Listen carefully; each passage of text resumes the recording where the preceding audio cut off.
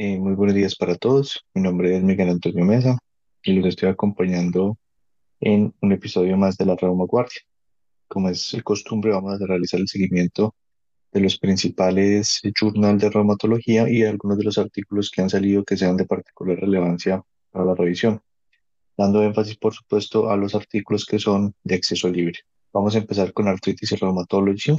Arthritis y Rheumatology tenemos varios aspectos que son importantes. Tenemos una revisión que es una revisión de enfermedad pulmonar intersticial asociada a artritis reumatoide. Es una revisión por el doctor Joshua Solomon y por Gauri Kiduru, que es una revisión completa y que permite abordar la totalidad de los temas. En este momento donde la enfermedad pulmonar intersticial está empezando a ser relevante, es un tema que es de obligada revisión. Tenemos también otro acceso libre que es las guías del Colegio Americano de Reumatología para la prevención, el tratamiento y la prevención de osteoporosis de 2022. Este es un artículo especial que salió donde hablan de la guía de osteoporosis. Realmente quizás lo que llamemos la atención acá es una guía que es una guía muy extensa, posiblemente requerirlo solamente un podcast para discutirla.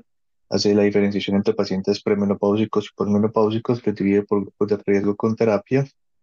Es bastante meticulosa a la hora de evaluar las cosas, deja quizás la duda sobre respecto al uso de teriparatida y denosumab, que denosumab cada vez más es controversial sobre su uso y su proyección en el tiempo, especialmente en pacientes jóvenes. Entonces digamos que es una guía que tiene sus bemoles, pero que en todo caso vale la pena revisar. Tenemos también dentro del seguimiento un estudio que fue un estudio donde se mostró la no adherencia de hidroxicloroquina y el riesgo de reactivación del lupus eritematoso sistémico. Esta es una evaluación de 660 pacientes de la cohorte SLEEK, que es una cohorte de daño en lupus, y en esta cohorte, que es una cohorte con 33 centros a lo largo de 11 países, lo que se encontró fue que la falta o la muy mala adherencia a nivel de antimalárico se asocia con un riesgo importante de recaída, más o menos de 3,38, con mayor riesgo de mortalidad y de daño acumulado.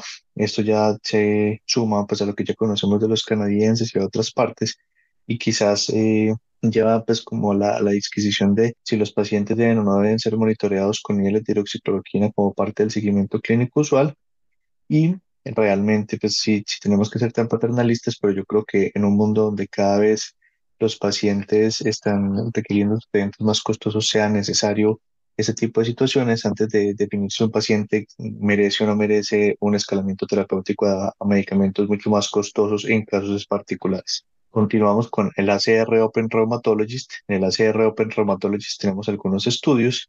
Tenemos básicamente un estudio importante que es un estudio de mayor riesgo de reacciones adversas cutáneas en pacientes con dermatomiositis tratados con hidroxicloroquina en comparación con metotrexate. Normalmente son medicamentos que se utilizan de manera regular en el compromiso de piel en los pacientes con dermatomiositis, y este fue un estudio de una base de datos de aseguradoras donde se utilizaron los criterios del eh, sí, em, CIE-10 para hacer la revisión tanto de los diagnósticos de dermatomiositis como la de las reacciones sistémicas, y se encontró que el uso de hidroxicloroquina, especialmente en pacientes jóvenes, puede tener mayor riesgo de reacciones cutáneas, lo que hace que de pronto uno replantee en algunos casos su lugar y su poder, y que de pronto cuando esté usando, por ejemplo, estas dos drogas de manera concomitante, quizás sea mejor tratar de utilizar methotrexate solamente en caso de que se presente un cambio o una alteración dermatológica paradojal.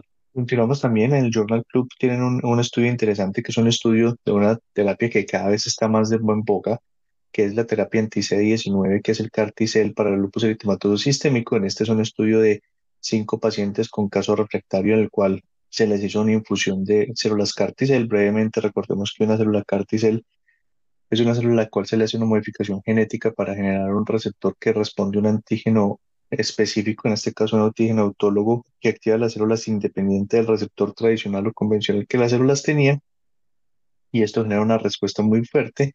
Las células CAR T-cell anti-CD19 son células que atacan las células B, y en enfermedades mediadas por células B pudieran ser muy interesantes. En este caso fueron 5 pacientes que tenían un cuadro refractario y que tuvieron una respuesta importante al tratamiento, lo que nos confirma lo que ya hemos sospechado en distintos clubes de revistas en el pasado, y es que las células CAR T-cell es una tecnología que está cada vez acercándose más y que podría ser la siguiente revolución en el manejo de los pacientes con enfermedad reumatológica grave mediada por células B. Tenemos también de PMJ Journal, el RMD Open, y tenemos un hallazgo interesante que son los niveles de calprotectina en vasculitis ANCAS en un análisis post-hoc de el estudio MindRed-STAN, donde lo que dicen es que los aumentos de calprotectina los llevan a una declinación funcional en los siguientes 12 meses. Esto pues todavía falta mucho que se confirme, pero podría ser un biomarcador que pudiéramos utilizar a futuro en este tipo de pacientes. Tenemos otro estudio que es la evaluación de riesgo cardiovascular en pacientes con síndrome antifosfolípido, donde se utilizan distintos scores de riesgo, incluyendo el score de riesgo de antifosfolípidos y criterio que se llama el SMART, que es las manifestaciones secundarias de enfermedad arterial.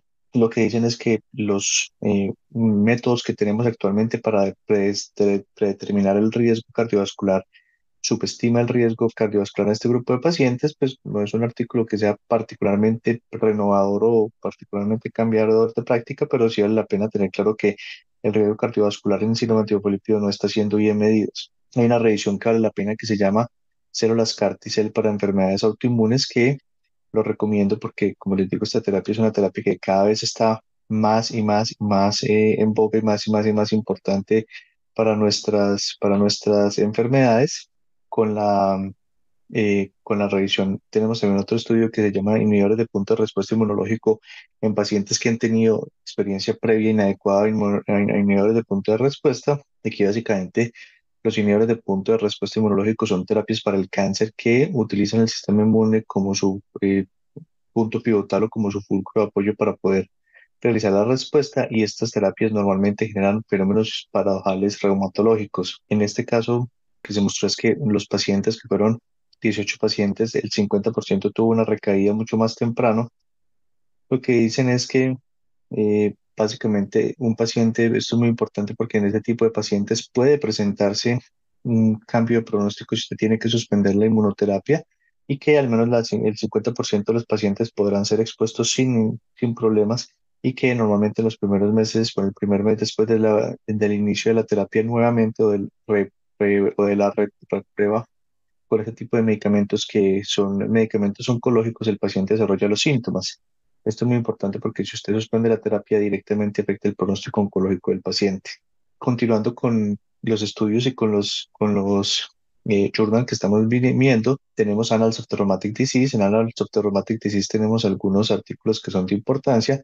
Tenemos la presencia del HLA-27 en la espondilortitis axial y la sobrevida, en el que se demuestra que los pacientes HLA-27, en especial si son mujeres, tienen una mayor mortalidad. Esto fue comparado en este estudio por presencia de HLA-27 sin espondiloartritis axial y no se demostró que tuvieron exceso de mortalidad, pero lo que sí se demostró es que los pacientes que tienen espondiloartritis axial tipo espondilitis anquilosante específicamente había un pequeño exceso de mortalidad, pero ese pequeño exceso de mortalidad de 1,37 podía ser hasta 1,77 en mujeres, posiblemente explicado entre otras cosas por el mayor tiempo de diagnóstico y menor tratamiento oportuno que reciben en este grupo de enfermedades. También tenemos un estudio de esclerosis sistémica, que es un análisis de célula sencilla, donde se muestra una diferencia entre los distintos grupos de pacientes. Este fue un estudio que se hizo en la piel de pacientes con esclerosis sistémica, con dos tipos de anticuerpo, antitopoisomerasa 1, CALCCL70 y anti-RNA polimerasa 3. Y lo que se demostró brevemente es que los antitopoisomerasa 1 son más cutáneos y más fibróticos, mientras que los anti-RNA polimerasa tienen una activación más endotelial, que eso era algo que ya sospechábamos. También tiene estudios de pembrolizumab para granulomatosis con polyangiitis. Tiene un estudio donde se muestra que hay un grupo de pacientes en los que se utilizó pembrolizumab, que es distinto al mepolizumab, que es otro inhibidor de la interleuquina 5, lo que muestra lo que ya en algunas guías de vasculitis se ha ido proponiendo, y es que los pacientes que fracasan a un inhibidor de interleuquina 5 pueden utilizarse otros de interleuquina 5. Lo que sí queda claro es que si bien pembrolizumab controla los síntomas, si el paciente ya fracasó un inhibidor de interleuquina 5, pues evidentemente va a tener una mala respuesta al bloqueo de la misma citoquina. También tenemos un estudio de dupilumab, que dupilumab es un biológico que bloquea la interleuquina 4 y la 13 en reumatosis con poliangiitis y eosinofilia. Y aquí se demostró que para manifestaciones signos-antrot logró controlar los síntomas. No obstante, 30% de los pacientes tuvo recaída dada por manifestaciones nuevas de la vasculitis con eosinofilia que normalmente precedía el caso. Entonces, en algunos casos pudiera no dar control de los síntomas y esto se puede medir por la eosinofilia de rebote que se presenta en estos pacientes. También tienen estudios de gota que son importantes en el que dicen que la profilaxis con colchicina no necesariamente sea, perdón por la redundancia, necesaria cuando se inician dosis muy bajas. Esto se aporta lo que ya se sabe con Fluoxostat, y es que sin importar el tratamiento de hipouricemiante que usted utilice, si empieza despacito, si empieza suave y empieza a subirlo muy baja, muy lentamente, posiblemente no se produce el efecto de turbulencia por los descensos de los niveles de ácido úrico y el paciente responde bien. Finalmente, con el Rheumatologist, que es el diario de reumatología, tenemos la presentación de la serie de inmunología para médicos que hace el Arthritis Rheumatology, empezando con la serie del complemento. Es un artículo que es un artículo de pago, pero que por su importancia y por la forma en que puede eh, tocar nuevamente temas que normalmente el clínico deja a un lado, que es la parte de inmunología, es muy interesante. Entonces, el reumatología hace un cubrimiento sobre el lanzamiento de esta serie dedicada directamente al manejo de la parte de inmunología, pues se la recomiendo encarecidamente. Entonces, continuamos con una revisión que hacen del ProDerm Trial. El estudio ProDerm fue un estudio reciente que salió en dermatomiositis, donde se evaluaron pacientes con dermatomiositis posible o confirmada, pacientes seguidos de 16 semanas, que cumplían los criterios de la CE regular de 2016 para miositis. Se evaluó el índice total de respuesta, por lo menos un 20 en ese punto. La infusión fue una infusión que se puso más o menos 2 gramos por visita durante 4 semanas y que se podía disminuir la dosis. Básicamente lo que ellos encontraron es que la mejoría era una mejoría que era importante. 79% de los pacientes lograron el desenlace versus 44% del placebo, y que sin importar el subgrupo, los pacientes respondieron bien. Normalmente el tiempo de respuesta daba entre 3 o 4 meses, lo que nos da un marco de referencia, pero los pacientes persistían bien a lo largo del tiempo durante el seguimiento durante varios meses.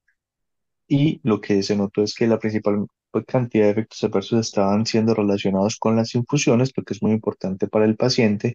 Y lo más importante, que las complicaciones tromboembólicas tienen que ver con la velocidad de infusión, y que posiblemente en pacientes con muy alto riesgo tromboembólico pudiera intentarse un intervalo de aplicación mayor con un aumento de dosis de infusión, haciendo una espaciación más o menos para una aplicación en 5 días y no en 2 días como normalmente se pone en este estudio.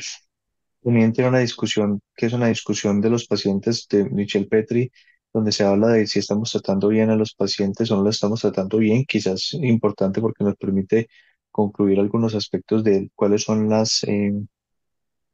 los puntos calientes en reumatología. Y finalmente, es interesante porque hay un estudio nuevo que es perdón, Dazodalibep, que es un medicamento que es un anti-CD40. Recordemos que el CD40 es importante para la activación de las células B, donde en un estudio clase 2 presentado como forma de abstract en el regular en 2023, se mostró un estudio donde utilizando eh, las escalas de reporte de síntomas de los pacientes se lograba una mejoría en comparación con placebo en varios ítems del síndrome de Sjögren, lo cual pudiera ser interesante porque, como todos sabemos, en el Sjögren no hay medicamentos que sean directamente efectivos. Antimaláricos no tienen evidencia directa y el estudio Joker realmente habla en contra. Pero Texate sirve para la parte articular, pero realmente no es tan interesante para otras manifestaciones. Rituximab realmente no tenemos claro cuál es el momento y el lugar, entonces este podría ser una de las situaciones en las que pudiera ser particularmente útil y podría estar abriéndose un nuevo espacio o una nueva, digamos que familia o de dianas terapéuticas sobre el CD40 que pudieran impactar los pacientes con shock. Con todo lo anterior, espero que este repaso sea un repaso que sea de su interés. Nos vemos en la próxima retaguardia. Gracias totales.